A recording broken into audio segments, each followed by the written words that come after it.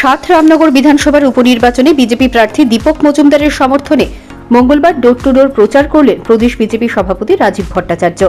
এদিন কৃষ্ণনগর নির্বাচনী অফিস থেকে বের হয়ে ব্যানার্জিপাড়া এলাকায় মেয়র দীপক মজুমদার ও পশ্চিম ত্রিপুরা লোকসভা কেন্দ্রের প্রার্থী বিপ্লব কুমার দেবের হয়ে ভোট প্রার্থনা করেন রাজীববাবু।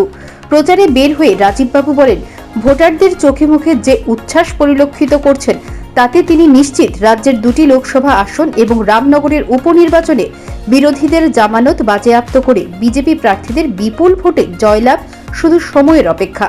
মানুষের ভেতর স্বতঃস্ফূর্ততা পরিলক্ষিত হচ্ছে, কারণ মোদিজির বিকল্প ভারতবর্ষে তথা বিশ্বে বর্তমান সময়ে কেউ নেই।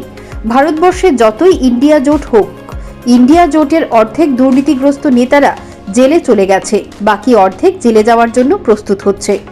তারা শুধু দুর্নীতিতেই নিমজ্জিত। ইন্ডিয়ার আইটাই শুধু রয়ে গেছে, তাও কোন সময় বিজেপি জোটে চলে আসবে তার কোনো ঠিক নেই। আমরা অবগত আছি যে আগামী 19 এপ্রিল পশ্চিম ত্রিপুরা আসনের লোকসভা নির্বাচন, তার পাশাপাশি সাত রামনগরের উপনির্বাচন সংগঠিত হবে। আর এই পশ্চিম আসনে আমাদের প্রার্থী হয়েছেন রাজ্যের প্রাক্তন মুখ্যমন্ত্রী বিপ্লব কুমার দেব মহোদয়, এবং আমাদের সাত রামনগর উপনির্বাচনে আমাদের প্রার্থী হয়েছেন আমাদের মেয়র সবার পরিচিত শ্রী দীপক মজুমদার মহোদয়।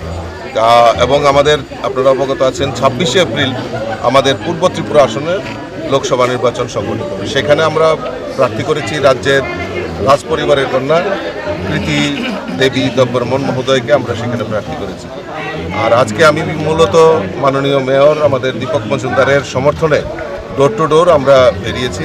মানুষের মধ্যে যে স্বতঃস্ফূর্ততা, মানুষের মধ্যে যে আমি মানে চোখে মুখে যে দীপক মজুমদারের জন্য যে আশীর্বাদ দেখলাম, আমি নিশ্চিত আমরা লোকসভা নির্বাচনে দুটি আসনেই আমরা মোদিজিকে উপহার দিতে চলছি। তার পাশাপাশি সাত রামনগরেও আমরা বিপুল ভোটে আমাদের দীপক মজুমদার বিজয়ী হবে, সেটা আমি দৃঢ়চিত্তে আজকের এই ডোর টু ডোর থেকে আমি সেটা বলে দিতে পারি। কারণ একটা জিনিস আমি লক্ষ্য করলাম, উপলব্ধি করলাম যে আমাদের প্রার্থী পদ্মফুল দুটো আমরা প্রচার করছি, কিন্তু তাদের তো অসুবিধা, তাদের লোকসভাতে এক প্রার্থী আবার বিধানসভাতে অন্য দলের প্রার্থী, তো তাদের মধ্যে একটা কনফ্লিক্ট তৈরি হবে।